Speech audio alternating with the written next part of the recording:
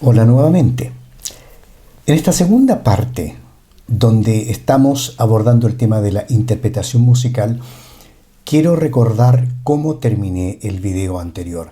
Les mostraba esa partitura, esa primera página de una sonata de Johannes Brahms, músico del periodo del romanticismo, donde destaqué en forma especial lo que ustedes están viendo en la pantalla, a saber que la cantidad de información que entregaban algunos compositores era muy abundante, lo cual por supuesto exigía por parte del intérprete el tener todas esas informaciones muy presentes al momento de interpretar su música. Y luego hizo una pregunta un poco retórica, a saber, ¿fue siempre esto así? La respuesta es no. No fue siempre así que los compositores entregaban tanta información. Y particularmente entonces surge la pregunta, ¿cuál era esta información que los compositores entregaban? Y para ello quisiera referirme un poco al esquema que en alguna oportunidad compartí con ustedes cuando hablé sobre la historia de la música clásica, donde en esta oportunidad quisiera centrarme básicamente solo en tres periodos musicales, a saber, el barroco, el clasicismo y el romanticismo, pero en forma muy especial voy a hacer mayor énfasis en el barroco por razones que ustedes van a ver a continuación. Y dentro de estos tres periodos, particularmente quiero hablar de los instrumentos musicales que estaban disponibles a los músicos de la época y a los compositores naturalmente, y cómo esto fue influyendo en el desarrollo musical. Entonces veamos un poco qué es lo que sucede con el barroco. Si nosotros vemos los instrumentos musicales de la época, ustedes lo pueden encontrar esto gráficamente en internet o en recursos bibliográficos, en diccionarios, en enciclopedias, etc. Y lo que les estoy mostrando ahí es, digamos, un pantallazo muy general donde no he puesto cuerdas en general, violines, violas, chelos, porque todos estos instrumentos estaban ya muy desarrollados en la época del barroco, y el único aspecto que no estaba del todo tan avanzado como es hoy eran en realidad las cuerdas, que en esa época del barroco eran básicamente, ya está muy entrado el siglo XIX, o más adelante incluso siglo XX, eran cuerdas de tripas de animales. Posteriormente se empezaron a utilizar cuerdas metálicas, y también con el advenimiento de los productos sintéticos también se empezaron a hacer cuerdas de materiales sintéticos, plásticos. Pero la imagen que ustedes tienen al frente muestra laúd, trompeta, flauta traversa, que era de madera en esa época, la flauta dulce, el clavecín, todos instrumentos de los que vamos a hablar muy someramente, pero sí me voy a enfocar en lo más en particular en el clavecín. Son instrumentos que compartían una cierta característica, y esta característica era que tenían un rango dinámico muy limitado, es decir, no sonaban tan fuerte, por decirlo de alguna forma un poco más común. Eso naturalmente imponía ciertas limitaciones a los compositores en términos de qué es lo que ellos podían pedir a los instrumentistas, a los músicos. Evidentemente algunos instrumentos podían sonar más fuertes que otros. Por supuesto, si tenemos un órgano, que también era un instrumento de la época, naturalmente que podía ser muy sonoro. Y aquí lo tenemos, un instrumento enorme, el órgano barroco.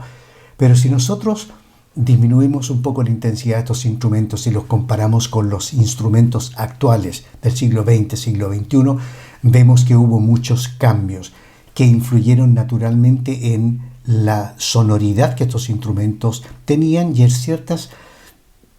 cierta forma a estos avances mecánicos de los instrumentos que permitían hacer cosas que los antiguos instrumentos no permitían.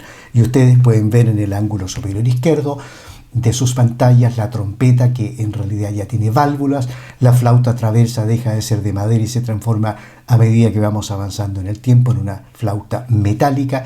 La trompa la pueden ver más o menos al centro, esta trompa ya tiene válvulas. Los timbales o los tímpanos, de ser solamente dos en la época del barroco, empiezan a aumentar en número y en potencial de afinación, etc. Lo mismo con el trombón, o también conocido en el castellano como el sacabuche. Y naturalmente en el rincón superior derecho tenemos el clavecín, que cede el paso en tiempos modernos al gran piano de concierto. todo esto trajo consigo una serie de limitantes, una serie de oportunidades también para los compositores y naturalmente para los intérpretes. Pero veamos qué está sucediendo en el barroco. Los quiero invitar a que hablemos un poco sobre Johann Sebastian Bach, una obra colosal que él llamó el clavecín bien temperado en castellano. También se le conoce como el clave bien temperado, como lo pueden ver en esa fotografía que ilustra la edición ibérica de esta obra, pero por razones de orden práctico me voy a centrar solamente en la palabra clavecín y quisiera conversar un poco sobre este instrumento. El clavecín bien temperado es una obra que compuso Johann Sebastian Bach con el nombre original de Das Wohltemperierte Klavier, escrito con C. Se los pongo por la siguiente razón, porque si ustedes se interesan en este tema y ingresan a internet o buscan en YouTube o en algunas fuentes donde quieran escuchar esta música, estas son las palabras que ustedes deberían utilizar para poder orientarse según el idioma en que puedan querer buscar la información. Por ejemplo, o las obras. Por ejemplo, clavecín o clave en español, cémbalo o clavier. Clavier es la palabra ya más moderna escrita con K. Es el clavicémbalo en italiano y es el harpsichord en inglés. Con estas palabras ustedes van a encontrar música compuesta para este instrumento muy bonito que ustedes pueden ver acá en esa fotografía. Ahora, para hablar de esto quisiera sacar un poco el clavecín de lado para hacer ciertas comparaciones que me parecen que pueden ser interesantes para todos nosotros cuando llegue el momento de escuchar esta música y entender cuáles son las fundamentales diferencias entre la interpretación de la música en instrumentos modernos e instrumentos de la época como es el clavecín. Hablemos un poco de los pianos modernos. Ahí tienen dos imágenes, el piano de cola, ese piano de concierto grande, sonoro, poderoso, y el piano más doméstico que es el piano vertical. La generación del sonido en los pianos, ya sea el piano de cola, donde las cuerdas están dispuestas en forma horizontal, o el piano vertical, donde, como el nombre lo dice, las cuerdas están orientadas en forma vertical, la estructura mecánica funciona de la siguiente manera. Ustedes tienen las cuerdas que están más o menos marcadas con ese círculo de color verde, pero luego tenemos estos martillos, estos martillos como el que tengo acá en la mano, lo pueden ver acá, que no es otra cosa que una estructura de madera con un fieltro en la punta. Y ese martillo, cuando se presiona una tecla, salta hacia adelante y golpea este martillo de fieltro la cuerda generando el sonido. Esto es importante de mencionar porque hay un antecesor al clavecín y es el clavicordio. Y este instrumento muy antiguo, ya viene desde la época del Renacimiento, es decir, antes del Barroco, este instrumento generaba el sonido de una forma muy similar, pero evidentemente jamás con el volumen, con ese rango dinámico enorme que tiene el piano moderno. La diferencia fundamental era que es un instrumento mucho más pequeñito, de muy poco volumen, prácticamente inaudible en una sala grande, pero que en vez de tener estos martillos que yo les estoy mostrando, en vez de estos martillos golpear las cuerdas de la forma en que lo hacen un piano de cola, donde la cuerda va en forma horizontal y el martillo golpea la cuerda hacia arriba, en vez de estos martillos tenían unas estructuras, unas láminas metálicas llamadas tangentes. Y la tecla que se presionaba no era otra cosa que una palanca que hacía que esta tangente subiera, golpeara la cuerda y se generara el sonido. Y esto es interesante porque en ambos casos estamos hablando de una cuerda percutida. Por ello se dice que el piano es un instrumento de percusión y de cuerda, porque tiene cuerdas que son percutidas. ¿Ya? Esto no es un tema trivial, no es un tema menor, porque esta facultad que tenía el clavicordio tan antiguo y el piano moderno, permite algo que se llama respuesta al tacto, es decir, que dependiendo de la fuerza con que esta palanca del clavicordio o la tecla del piano moderno se presione, puede generar una diferencia de sonido, puede generar una respuesta al tacto que se está haciendo en ese momento. Si nosotros ahora nos pasamos al clavecín, vemos que la forma en que el sonido se genera es completamente distinta. Acá tenemos una cuerda simbolizada con esa línea de color amarillo, luego tenemos una púa, que es una especie de clavo, ¿no es cierto? que al momento de subir pasa a llevar, de la misma forma como se pulsa una cuerda de guitarra, a esta cuerda y generando el sonido. Este es el clavecín. Ese sonido es más sonoro que el del clavicordio, pero no es tan tremendamente potente. Pero establece una diferencia fundamental porque estamos hablando de una cuerda pulsada, no de una cuerda percutida. Y esto es muy relevante porque en función de qué capacidad sonora pueda tener el instrumento es la música que se puede a veces estar componiendo para él. Volvemos entonces, después de este pequeño paseo, al clavecín bien temperado escrito por Johann Sebastian Bach. Y ahora hay un tema de interpretación. De esto se trata. ¿Qué nos dice Bach con respecto a cómo interpretar esta obra? Si ustedes recuerdan esta página que les acabo de mostrar al principio, tenemos aquí esta primera página, esta primera partitura de la obra de esta sonata en Fa menor de Johannes Brahms, y yo les había mostrado esta enorme cantidad de indicaciones interpretativas, ¿verdad? Bueno, si nosotros vemos lo que nos muestra Bach, no nos dice nada. No nos dice nada. Y aquí hay un tema que es muy interesante para analizar, y es el siguiente. Esta generosidad en entregar información de cómo interpretar las obras en los compositores ya del clasicismo musical, pero en forma muchísimo más notoria y abundante en el romanticismo musical, no era la misma en el barroco. La generosidad en el barroco no estaba en estas notaciones musicales, en esas indicaciones interpretativas, sino que esa generosidad se expresaba a través de la libertad que estaba dando el compositor al intérprete para que interpretara su obra. Y de eso se trata parte importante de esta presentación, de este tema que quiero compartir con ustedes, y por ello quiero hablar en forma especial del barroco musical. ¿Qué sucede en este barroco musical? Hay ciertas cosas que son importantes de considerar. ¿Cómo eran las prácticas interpretativas de la época? ¿Cuál era la flexibilidad interpretativa que tenía, ¿no es cierto?, el músico que iba a tocar la obra? ¿Cuáles eran los estilos y convenciones de la época? Y no menor en importancia, ¿dónde estaba el foco de los compositores? Y quiero invitarlos a que me acompañen a ver más o menos cada uno de estos puntos en forma muy, pero muy sucinta. Veamos qué pasa con las prácticas interpretativas de la época. Y para ilustrar esto vamos a ir escuchando música en un breve momento.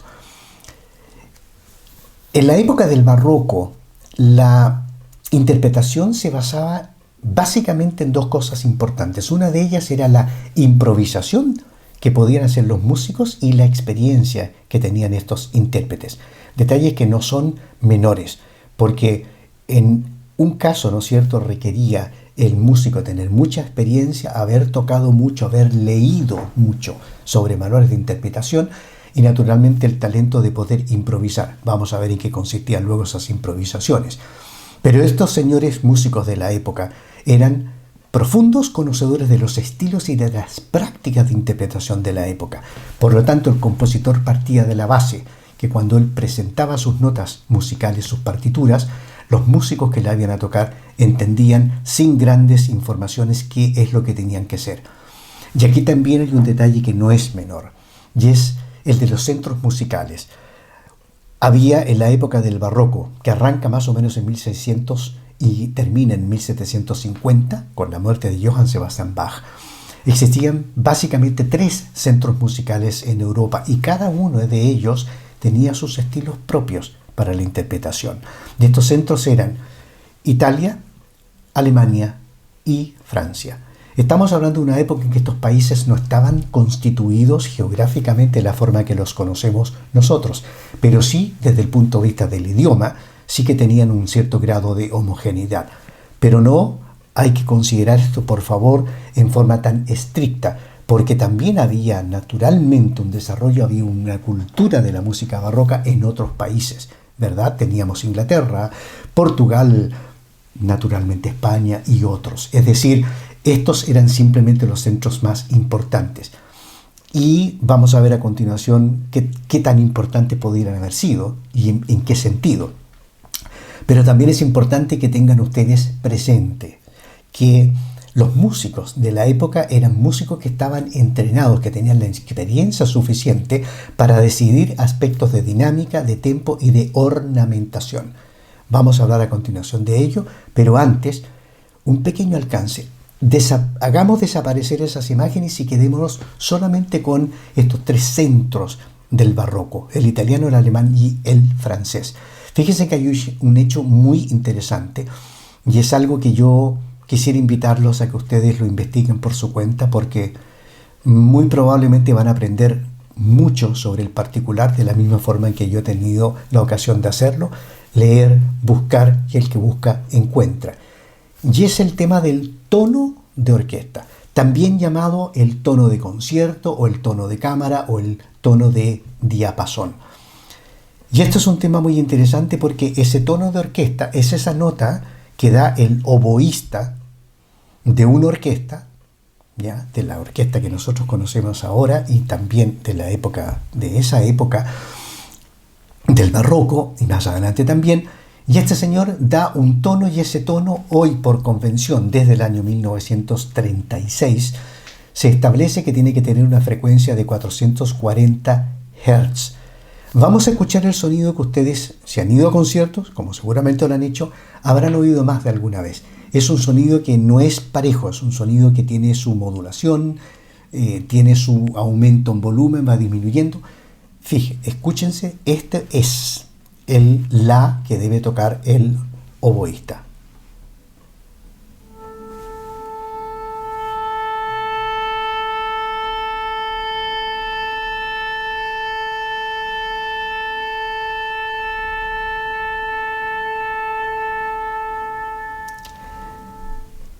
Cuando él está tocando esa nota, los otros instrumentos comienzan a hacer sus afinaciones, se repite, lo hacen las cuerdas, lo hacen los instrumentos de viento, etc.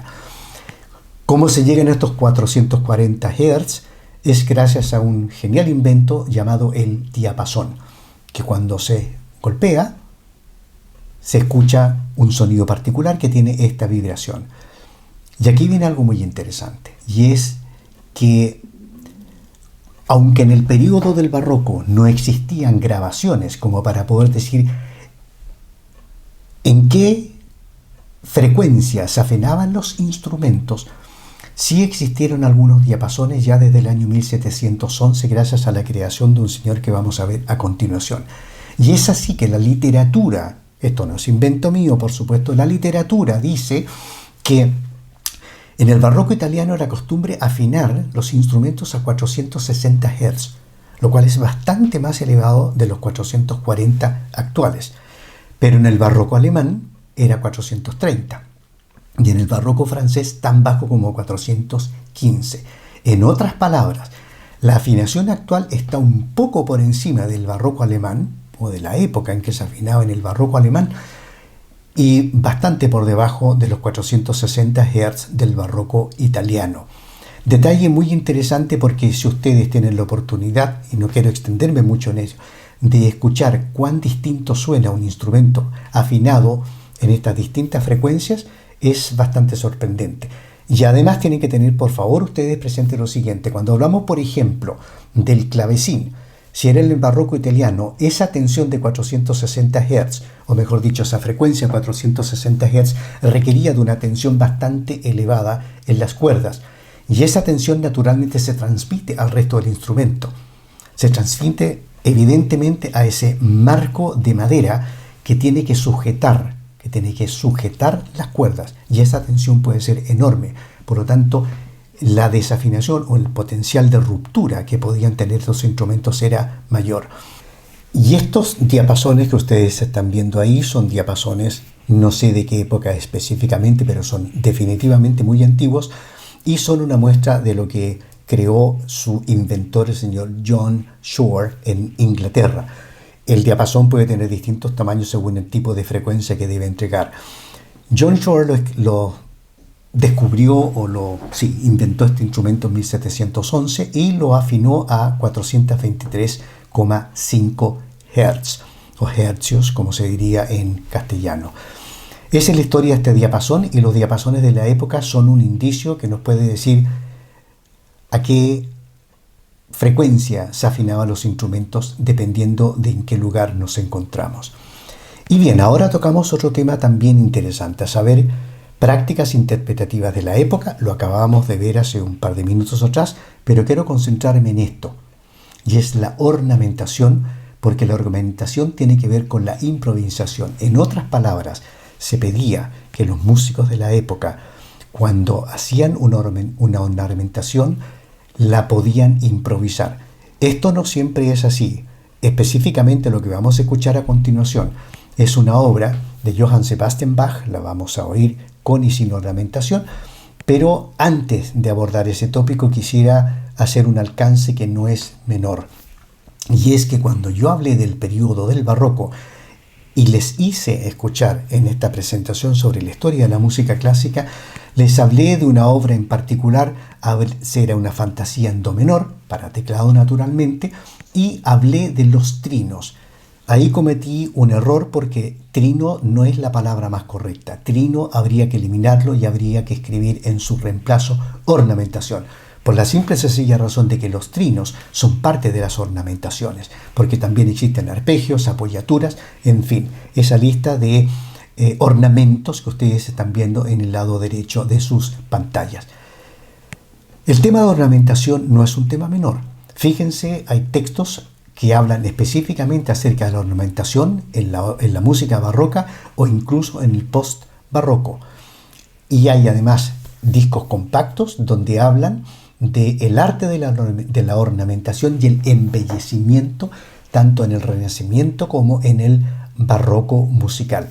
No es un tema trivial porque es un embellecimiento que debe ser utilizado en forma muy prudente, y cuando se aplica en forma correcta es definitivamente maravilloso. Pero vamos a escuchar un trozo musical original, cómo fue compuesto con ornamentaciones que Johann Sebastian Bach pidió en forma o indicó en forma específica. Y luego vamos a suprimir las ornamentaciones para que ustedes vean el contraste que se produce. Aquí lo tiene, las variaciones Goldberg.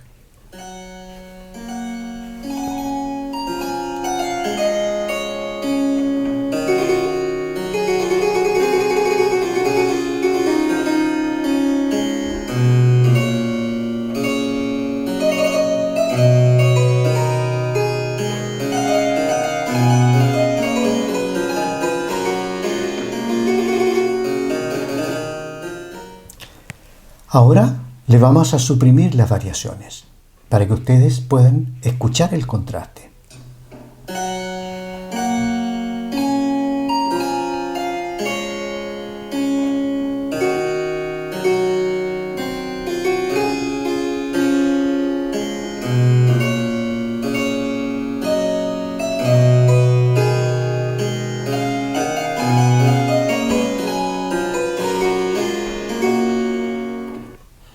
Como recordatorio de lo que escucharon la primera vez, para que vean el contraste, la belleza, esa cosa preciosa que agrega la ornamentación cuando se maneja bien, la tienen nuevamente aquí.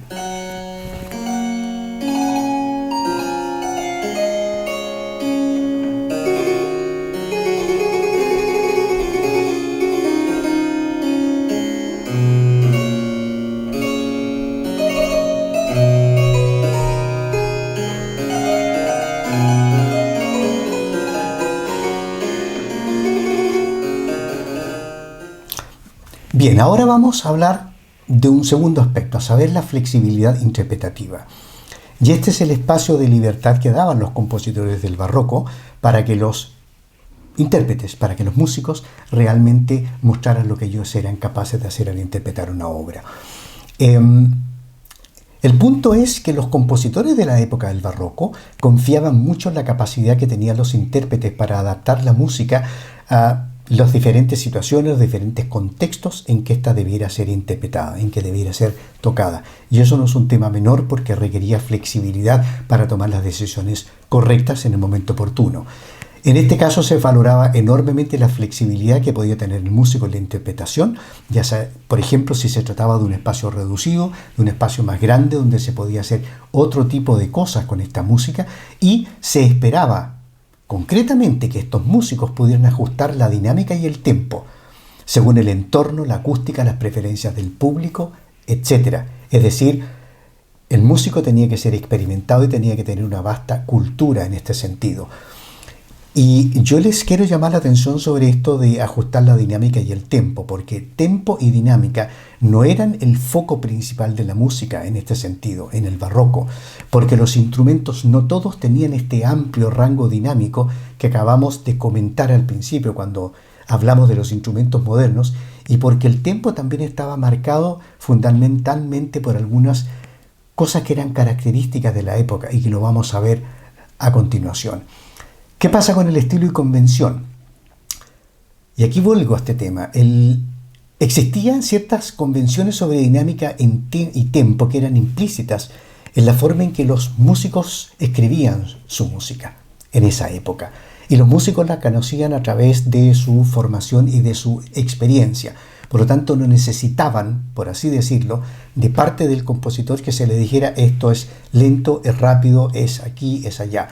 Se sabía que ciertos patrones rítmicos, o llamémoslo de otra forma, figuras melódicas, debían interpretarse teniendo un cierto carácter de dinámica y de tempo. Y eso, por ejemplo, solamente como un ejemplo, venía de ciertas danzas de la época del barroco. Acá lo tenemos en sus nombres originales en castellano o en términos en que se usaban en la época como alemán, corrente, courant, sarabanda o sarabande, etc. Es decir, cuando se componía algo, por ejemplo, estamos extrayendo nombres de las partitas de Bach para piano, donde se decía esto es una zarabanda y se sabía cuál era el ritmo que ésta tenía, cuál era el tempo que tenía, etc. Es decir, todo eso era parte del bagaje de conocimiento que el intérprete tenía.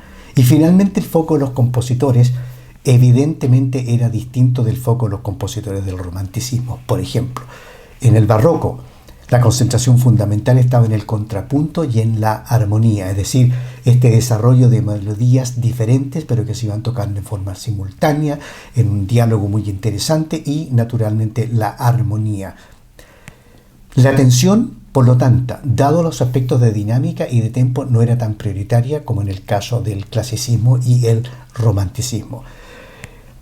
Yo solamente en este punto, amigas y amigos, quiero invitarlos a que por favor lean y busquen información en forma individual. Yo no les estoy diciendo la verdad absoluta, hay muchas cosas que pueden ir cambiando en el tiempo y mi esfuerzo solamente orientado a tratar de motivarlos a que busquen ustedes mismos informaciones sobre estos temas que estoy abordando y que me parecen muy interesantes. La pregunta que cabe ahora es, ¿cuán diferentes podían ser las interpretaciones frente a estas libertades que estaba entregando el compositor del barroco, un Händel, un Johann Sebastian Bach, etcétera, etcétera? Y aquí la cosa se pone muy, muy interesante. Sigo con Bach. Estábamos hablando de su información. ¿Qué es lo que nos daba como información Johann Sebastian Bach? Ya vimos que era muy poco. Ya vimos que el intérprete tenía ciertas libertades. Y he escogido este primer preludio del clavecín bien temperado para escuchar una interpretación en el clavecín y ustedes dirán si hay diferencias entre una y otra. Son bastante notables. Escuchen.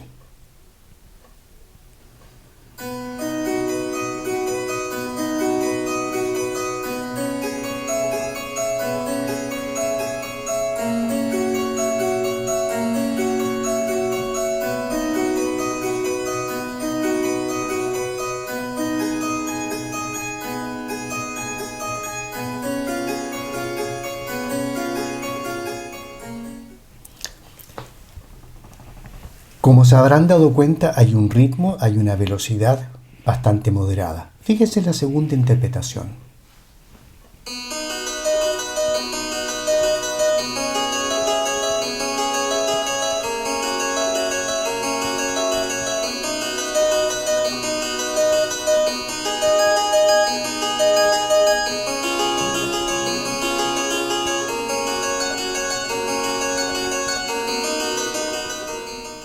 ¿Y qué pasa con la tercera interpretación?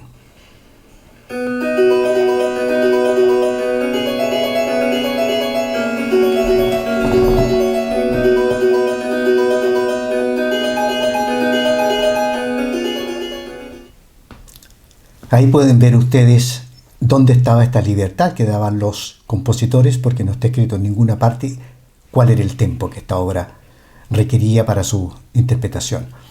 Pero veamos ahora qué sucede con el piano moderno. El piano moderno tiene elementos mecánicos, artificios mecánicos que naturalmente permiten un cierto grado de expresividad, permiten un rango dinámico muchísimo más amplio, y es tarea de los intérpretes modernos ver cómo se interpretan estas obras. Y veamos qué sucede entonces cuando esta obra se interpreta. Voy a tomar solamente 3 pianistas como ejemplo para que ustedes vayan viendo cómo esto puede ser de diferente según la época, teniendo presente un factor fundamental. El piano que estamos escuchando es un invento en principios del siglo XX. Fue desarrollado en su concepción a fines del siglo XIX, pero lo que nosotros estamos escuchando son instrumentos construidos en el siglo XX definitivamente. Acá tenemos un pianista húngaro, János Jandó, lamentablemente falleció hace un par de años atrás, que ha sido un prolífico grabador de mucha música y tiene grandes interpretaciones, en particular de Johann Sebastian Bach. Escuchemos cómo él interpreta esta obra.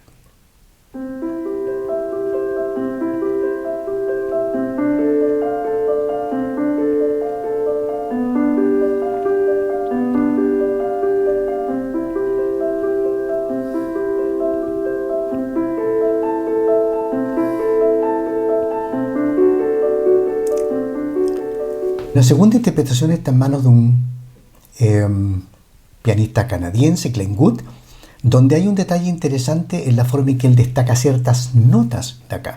Y estas notas son esas que ustedes están viendo marcadas con estas flechitas rojas. Solamente les llamo la atención para que ustedes lo escuchen en la forma en que él destaca esta nota, que no se escucha de la misma forma en la grabación anterior de Jandó. Interpretación, por decirlo de alguna forma, seca, donde el uso del pedal es muy escaso. Y vamos a ver a continuación de qué pedal estoy hablando. Aquí lo tienen.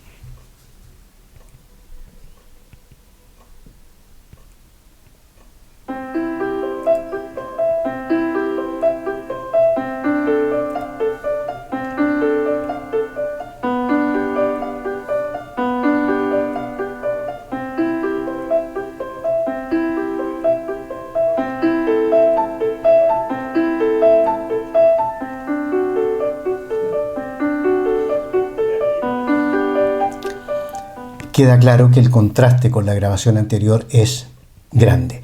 Pero aquí entramos a un territorio bien especial. Tenemos a otro húngaro, András Schiff, un especialista en Bach, un maestro, y aquí necesito hacer hincapié en un aspecto adicional. Y aquí caigo en el tema del pedal que acabo de mencionar. Si ustedes se fijan en el maestro Schiff tocando al piano, probablemente esta obra, dos cosas llaman la atención, o sea, una en particular, pero la segunda también les quiero llamar la atención sobre ella, es que él tiene ambos pies puestos en el piso.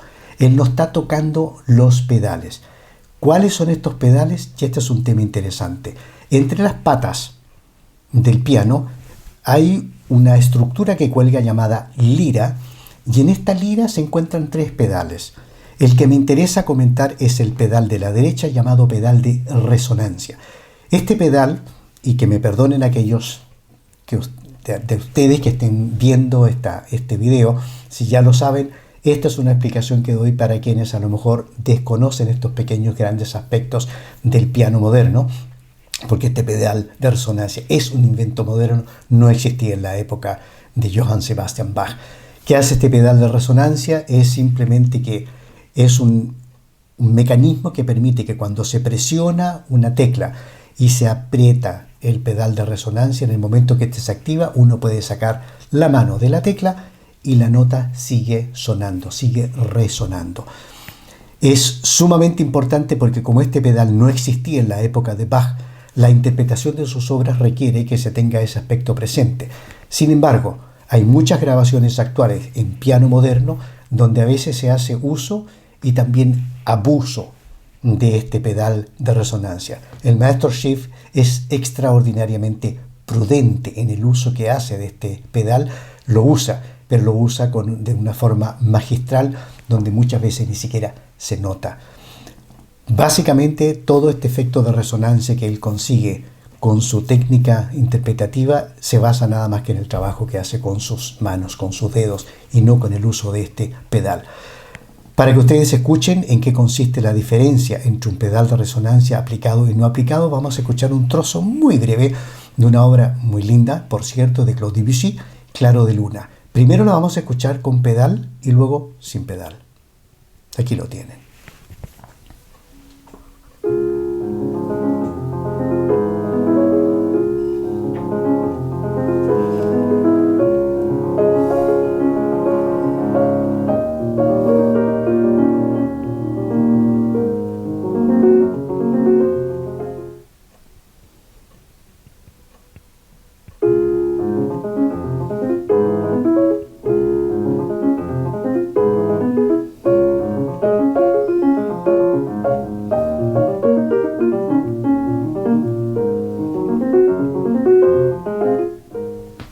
Parece que no tuviera mucha vida el instrumento, ¿correcto?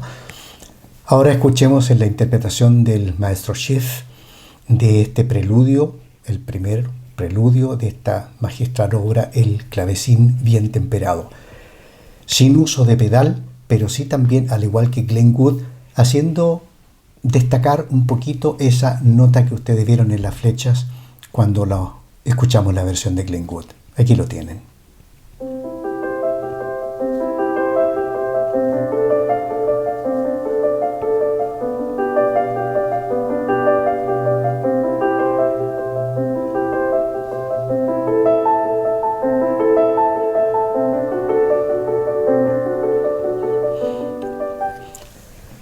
Creo que con esta información pueden encontrar ustedes e ir descubriendo aspectos muy interesantes de cómo enfrenta la interpretación de esta obra un pianista u otro pianista, o un clavecinista y otro clavecinista.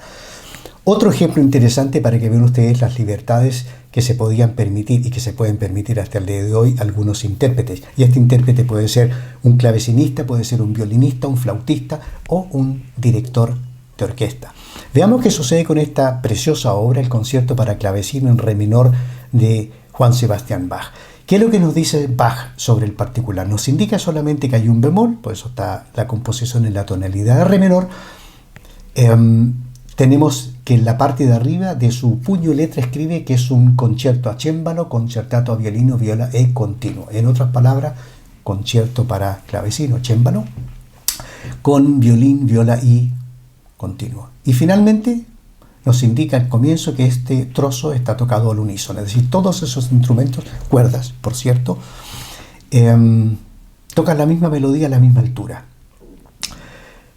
¿Qué quisiera que ustedes escuchen? Porque para mí esto es interesante en términos de cuán creativo puede ser un director. Estoy marcando en estos recuadros rojos al inicio de la obra ciertas notas.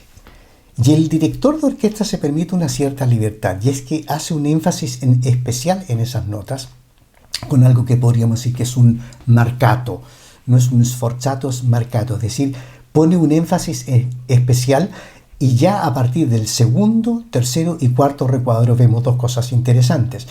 No solamente que esa nota es una nota un poco más larga, sino que le hace una marca, un marcato especial, que también es importante porque esas notas van subiendo, van creando una cierta tensión. Arranca con un si bemol, se pasa a un do y luego termina en un mi, para dejar paso posteriormente a la melodía que comienza a tocar el clavecín. Y un segundo aspecto importante es para destacar el hecho de la potencia del clavecín. El clavecín toca en esta obra desde el principio, pero prácticamente no se oye, y eso es por la gran limitante que tiene en su volumen, es decir, no tiene este rango dinámico tan amplio que tiene el piano moderno. Y aquí pueden escuchar cómo toda la orquesta está tocando y luego aparece el clavecín notoriamente cuando ya el resto de la orquesta empieza a retirarse, por así decirlo, para dejar paso al solista. Escúchenlo.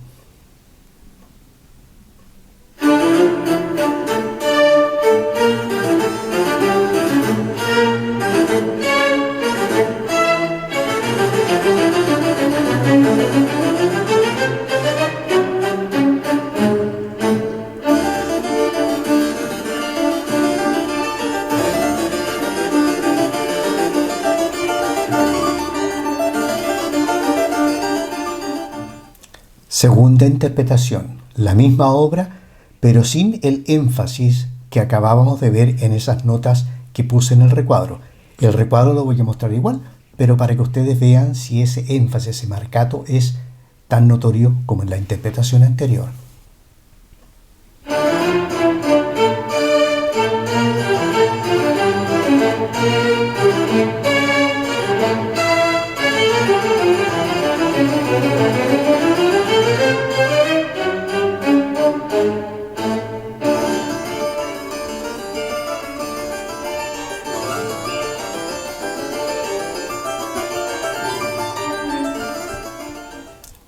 ¿Y qué pasa con el piano?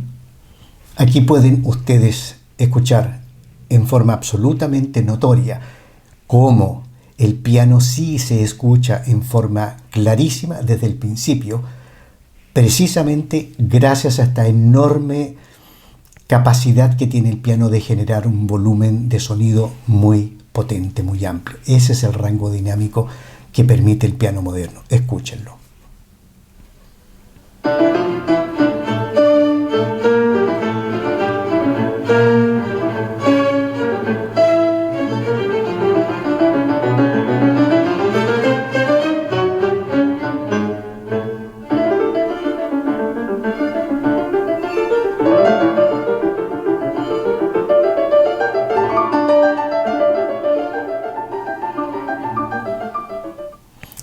Cerrando entonces el tema del barroco, fíjense de Antonio Vivaldi las indicaciones que nos da él para su concierto número 6 con violín y solo obligado.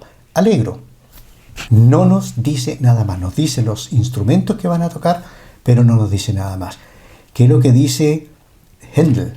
Händel nos dice que es un concierto a 2 coros en fa mayor, pomposo, punto. No nos dice nada más, que es pomposo. ¿Qué nos dice Händel con respecto a un Te Deum? Adagio.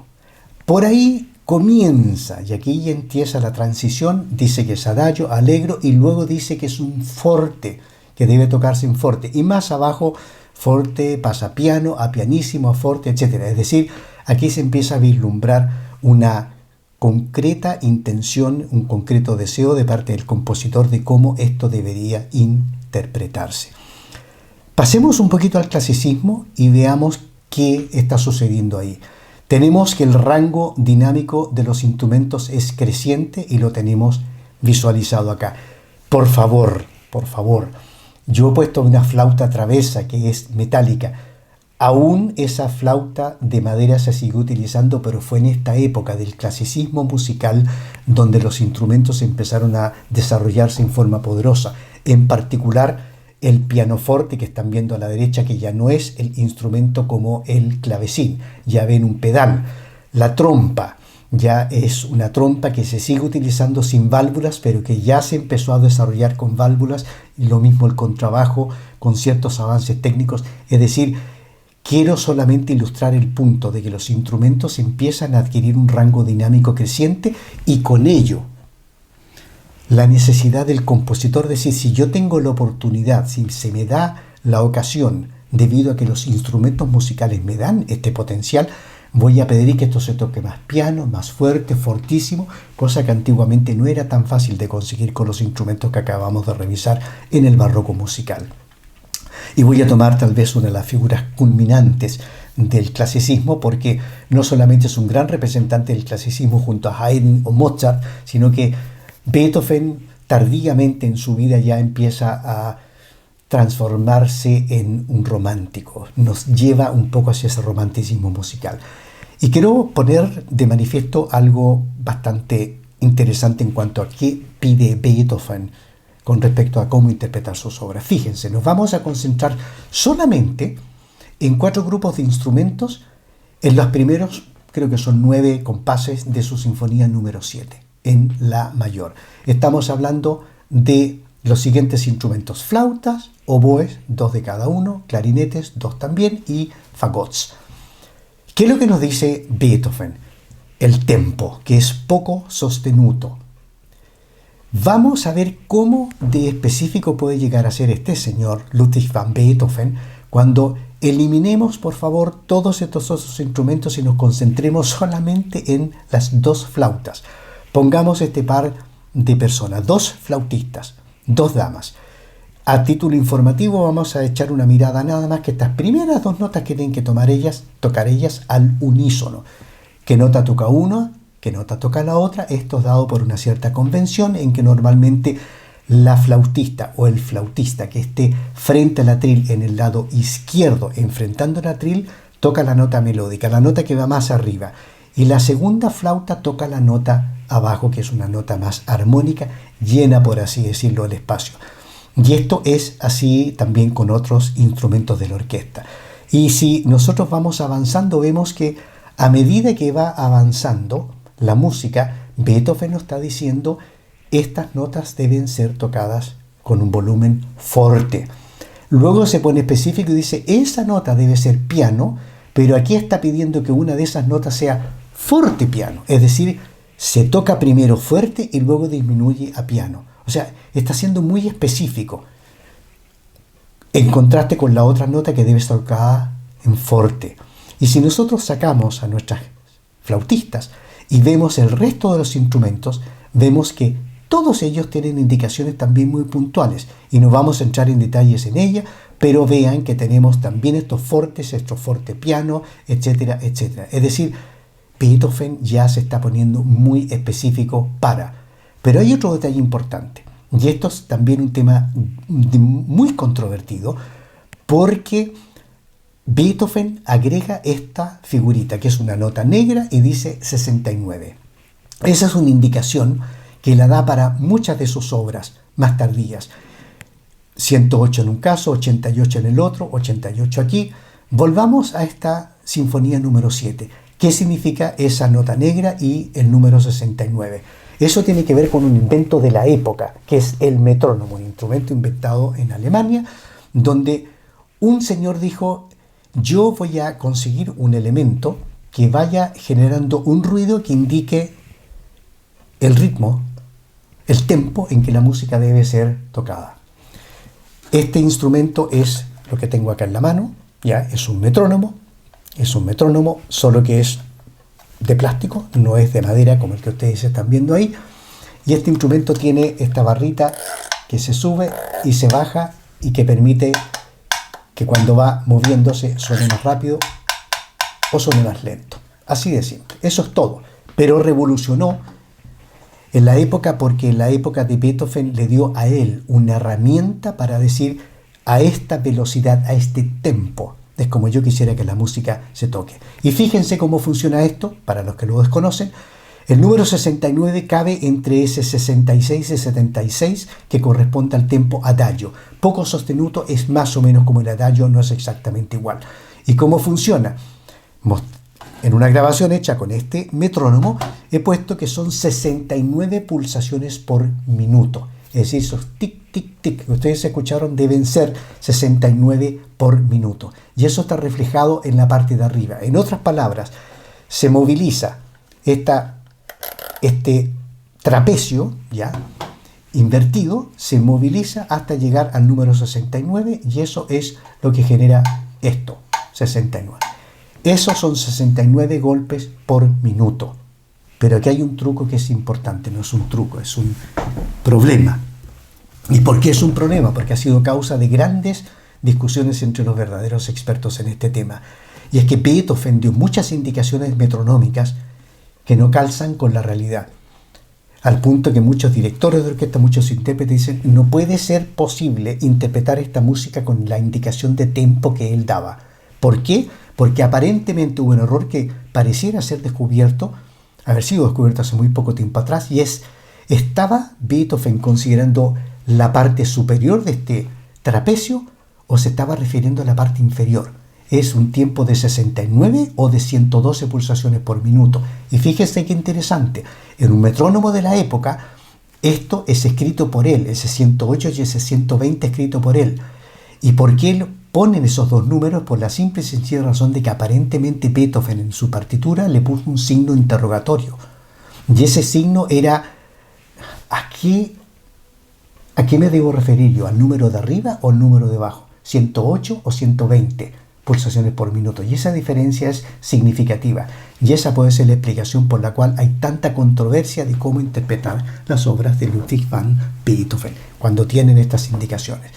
Sobre el particular, creo que lo mejor que pueden hacer ustedes, y así le hago propaganda a una persona que entiende mucho esta materia y de mucha música clásica, y es un señor, un español, Jaime Altozano, que tiene un programa muy interesante, seguramente ustedes lo han visto, millones de clics, y se llama El enigma del metrónomo de Beethoven resuelto, y es interesante porque él aborda en forma muy científica con otros músicos, con otros expertos, acerca de si es efectivamente este el problema que tenía Ludwig van Beethoven.